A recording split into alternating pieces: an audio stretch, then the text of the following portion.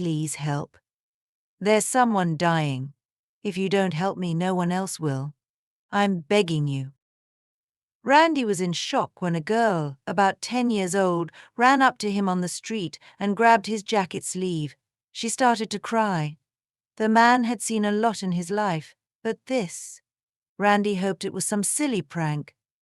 Kids can come up with all kinds of games, their imagination is limitless, and he needed to get to work. He was in a hurry that day, running late for his shift, and other people's problems were the last thing he needed. So he tried to push the little stranger away, but Mary clung so tightly to his sleeve that Randy couldn't shake her off.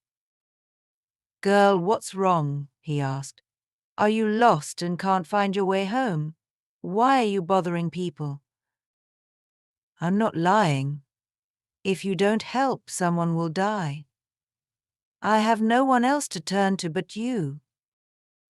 There was no deceit in the girl's words. She had indeed tried several times to appeal for help and compassion from the people passing by on the street, but all in vain. Just like Randy, the passers-by rejected her.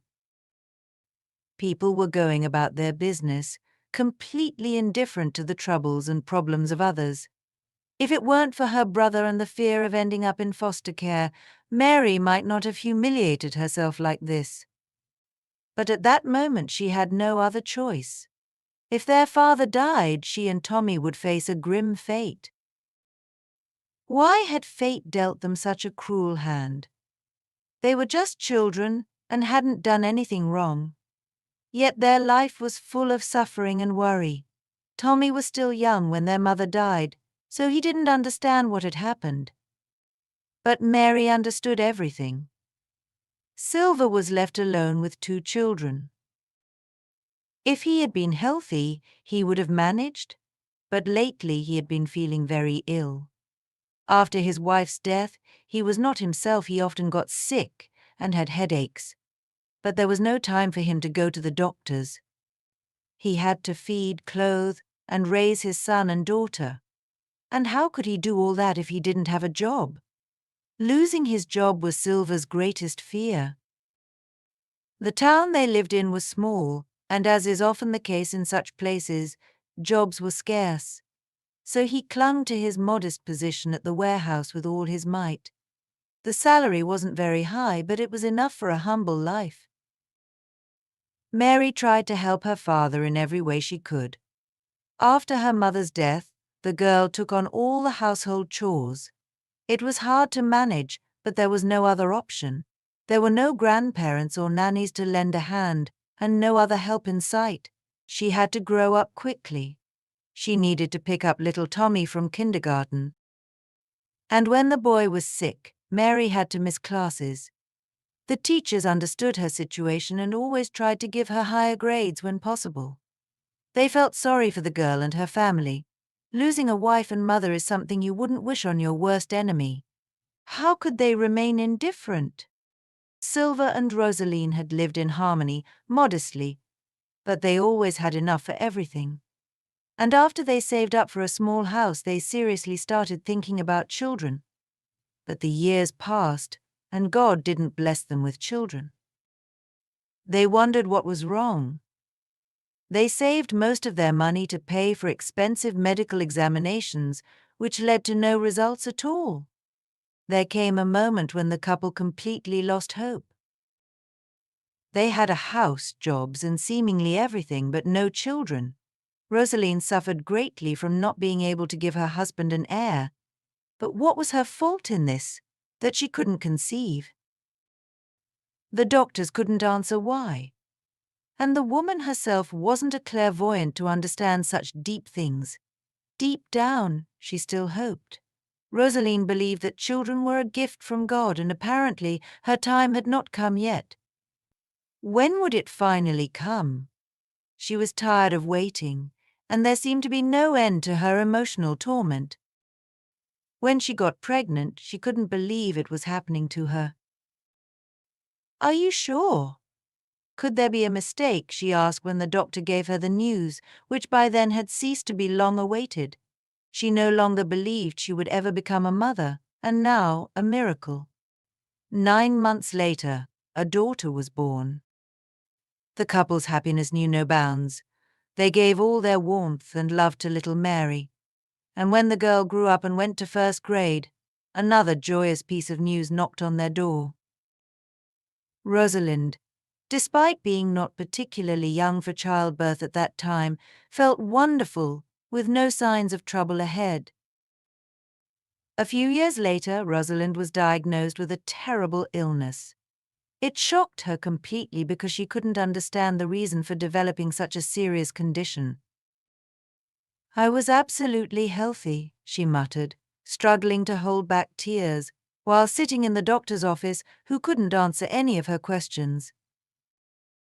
"Please understand, this is completely unpredictable," the doctor tried to comfort her. "It happens, and no one is immune to it." She was in such deep despair that even her husband couldn't console her. "How could this happen?" she sobbed. "I don't understand why us. Why now? Our life was just getting better, our son was born. What will happen now? What will happen to our family and our children if I die? How will they grow up without a mother? What kind of future awaits them?" Silvers wasn't ready to give up. He was convinced that not everything was lost yet, and couldn't understand why his wife had decided to resign herself to her dreadful fate. "It's because," she shouted in frustration, "the treatment costs a fortune, and we don't have that kind of money. We have never even seen such sums. What can they do for me in a regular hospital? Just give me some injections." Indeed, the local hospital didn't have nearly the same resources as those in big cities.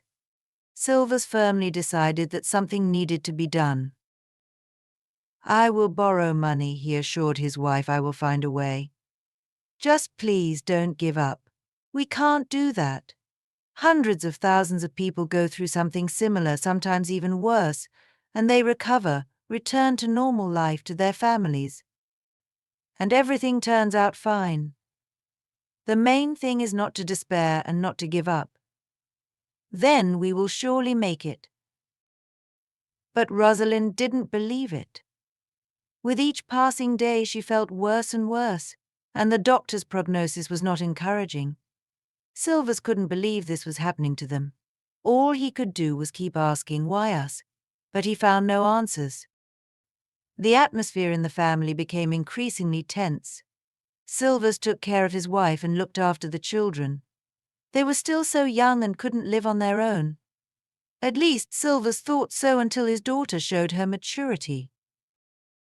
Mary, without any prompting, which of course would never have come from her father, took on some of the household chores.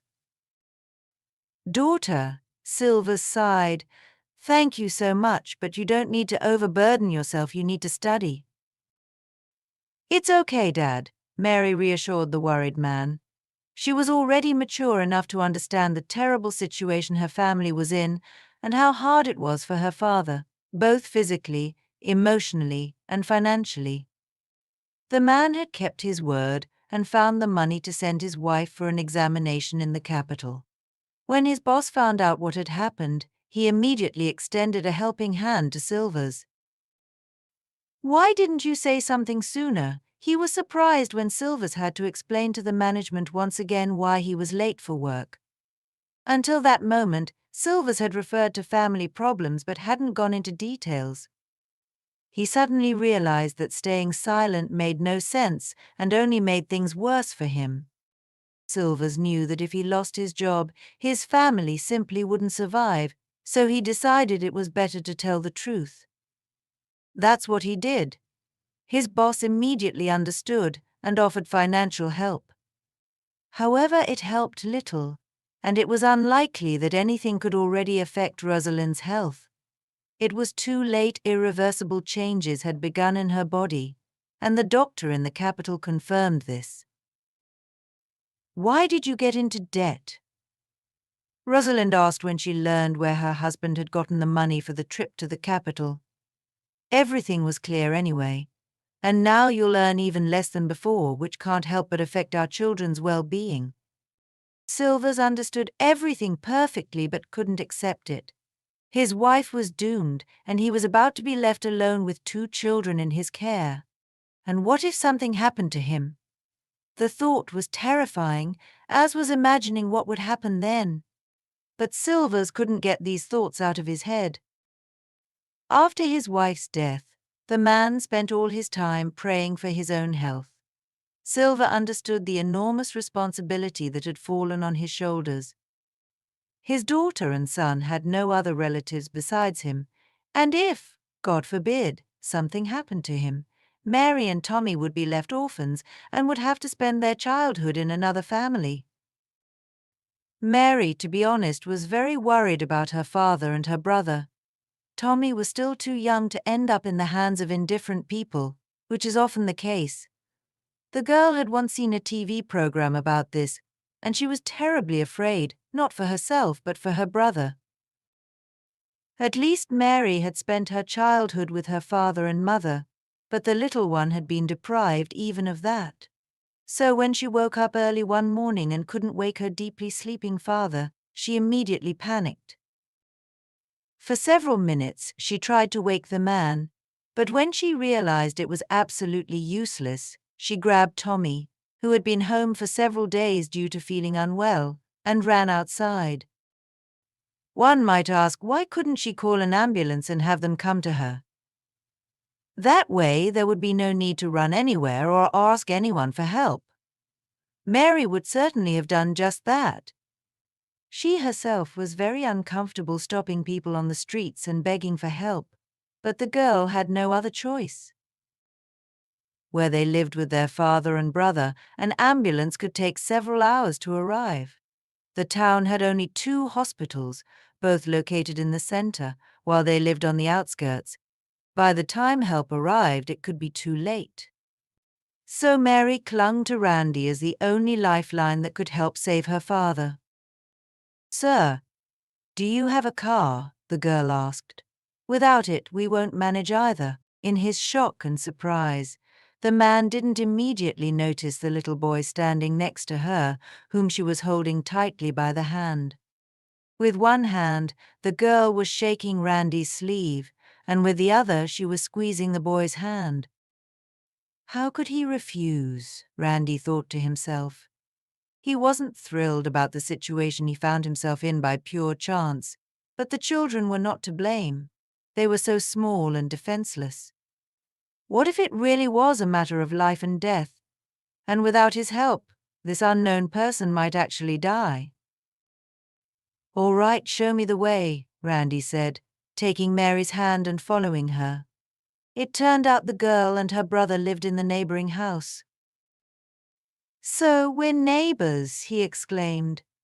"I never would have thought the world was so small."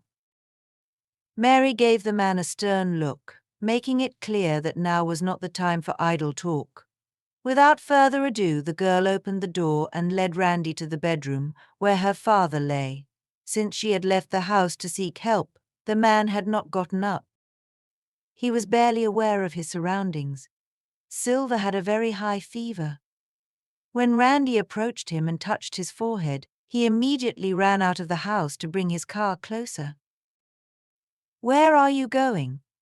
Mary asked in confusion, afraid that Randy had changed his mind about helping them. "Do you expect me to carry your father to the hospital? Sorry, but he's too heavy. I'm afraid I'd get a hernia and be unable to work." Mary quickly appreciated Randy's sense of humor. A person who could joke in such a difficult situation was invaluable. When, a few minutes later, the man brought his modest old car to the house, Mary was convinced that he wouldn't abandon them. Randy drove faster than ever before, and they reached the hospital quickly.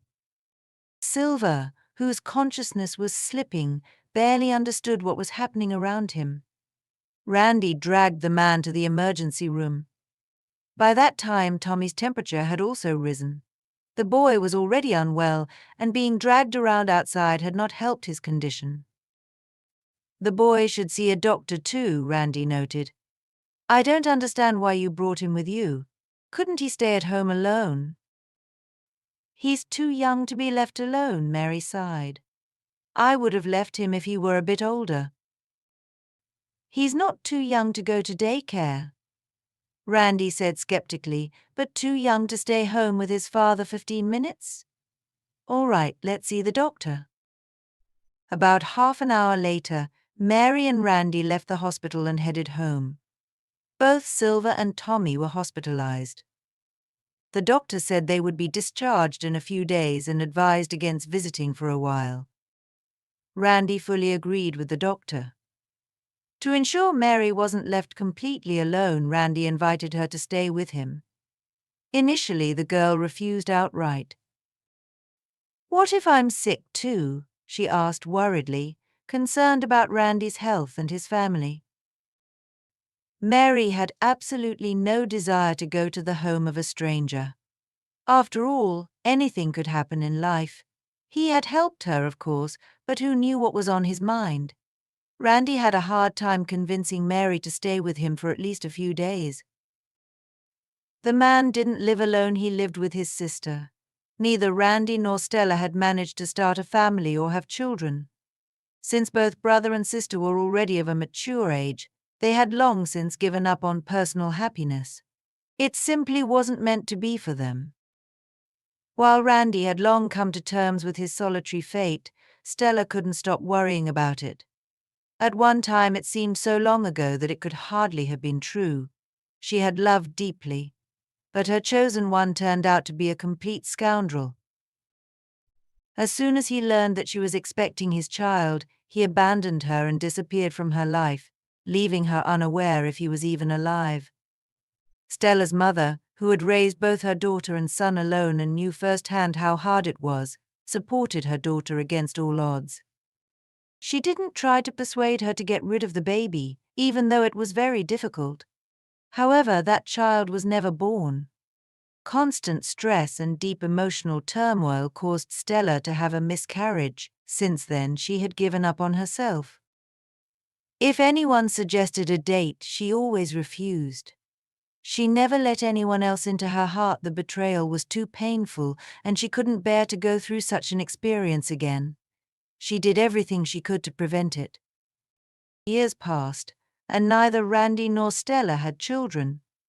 It was unknown whether Stella could ever experience human female happiness if it weren't for that strange and truly frightening incident. She had never expected things to turn out this way. She immediately took Mary in and wouldn't hear of the girl going home. "You'll stay with us for now," she said firmly. "Randy is gone at work all day anyway, so I won't be as lonely, and you could use some rest. You're so small, still a child, and you've already been through so much. I wouldn't wish it on my worst enemy." The woman genuinely sympathized not only with Mary but also with her father and brother. The next day she cooked all sorts of delicious things and, packing them into containers, suggested that Mary visit her father in the hospital. They were allowed in. The man wasn't in as serious condition as his son, and the causes of his ailment were completely different. While Tommy had apparently caught an infection at kindergarten, Silver's illness was due to heart problems. The man felt guilty for unexpectedly ending up in the hospital, even to himself. When he saw that Mary had come to visit him with a stranger, he was very surprised. "Daddy, please don't worry," the girl said. "You mustn't get upset. I'll explain everything now." She told the story of his rescue from beginning to end, how she ran out into the street in desperation, how she asked passers-by for help, and how only Randy responded. Silver listened to his daughter and marveled at how strong and determined she had become. Not every girl her age would have done what she did. She had saved him from the brink of death and saved her brother too. The man was proud of his daughter. Mary had inherited his character. Silver had never given up and had always fought back. It was probably this indomitable will that had helped him survive the difficult and tragic situation he found himself in after his beloved wife's death. Life went on, and gradually their health returned. The doctor said Silver was almost ready to be discharged. Tommy was also feeling much better. Stella and Mary visited the hospital every day, Once the doctor allowed visits to Tommy as well as Silver, Stella prepared many tasty things for him too. While Silver and Tommy were in the hospital, Stella took care of everything they needed, and Silver realized he had grown very fond of her. For the first time since his wife's death, he felt a warm feeling in his heart. However, he didn't rush into anything, as he still didn't understand his feelings for Stella. Was he grateful for her care and attention? Did he feel obligated, or was it something deeper and more serious? Silver couldn't quite figure it out. He needed a lot of time to understand himself. Some time after his discharge, he returned to a full life. Responsibilities and concerns overwhelmed him once again, and amidst the daily grind, he hardly had time for reflection. There came a moment when Silver seriously considered forgetting about it all. Who am I to her? He asked himself. Just a neighbor. We lived side by so many years and didn't even know each other, and we met under such strange and troubling circumstances, only to part ways again. It's quite possible that he would have forgotten about Stella and never thought of her again, forbidding himself to think about her, if she hadn't reminded him of herself. For many years, the woman hadn't celebrated her birthday. She didn't even consider it a holiday. Many people behave this way when they can't let go of their painful past. Nothing brings them joy or happiness. But suddenly she decided to celebrate, which Randy found both immensely pleasing and surprising. Even back in the hospital, he had noticed how Stella and Silver exchanged significant glances, but he hadn't paid much attention to it. It wasn't customary to share personal emotional struggles with each other. Randy knew the tragic story of Stella's first love, but he had never dared to discuss such topics with her. They shared a daily life but never broached personal relationships. He was surprised when his sister began consulting him on whether to invite Silver, Mary, and Tommy to the modest family celebration. "Of course you should," the man exclaimed joyfully. "We haven't seen each other in ages. It was said that after leaving the hospital, we would stay in touch, but in reality, it turned out to be the exact opposite." When Silver saw Stella by the gate of his house, he hurried over. He wanted to attend Stella's birthday, but didn't know what to give her since he didn't really know her. It's quite possible that the man would never have dared to reveal the feelings that had been simmering deep within him, if not for what happened to him the night before her birthday. Waking up and opening his eyes, Silver saw Rosaline at the edge of his bed. She was dressed in white and seemed about 20 years younger than the last time he had seen her. The woman seemed to glow from within. Silver wanted to touch her but couldn't. Rosaline was slipping away from him. Silver began to think he was losing his mind, but when the woman spoke to him, he calmed down. It was not a dream. "Let me go," she pleaded. "I'm happy where I am and I will always remember you. But it's time for you to let me go. Trust me, you must allow a new feeling to enter your heart. Let it grow like a seed. Cherish it, nurture it, care for it, and be happy." A few moments later, Rosaline disappeared, not allowing Silver to say a word. For Stella's birthday, the man gave her a ring, and that was all that needed to be said. No words were necessary. In the years that followed, he adhered to the instructions given by his late wife. He cherished, like the apple of his eye, the feeling that had begun to grow in his heart and was happy. Despite everything, following the late wife's advice, he was able to let go of the old and embrace a new feeling in his heart. Thank you for listening to the story till the end. Please support the channel with a like. It won't take much effort, but it means a lot to me. See you next time.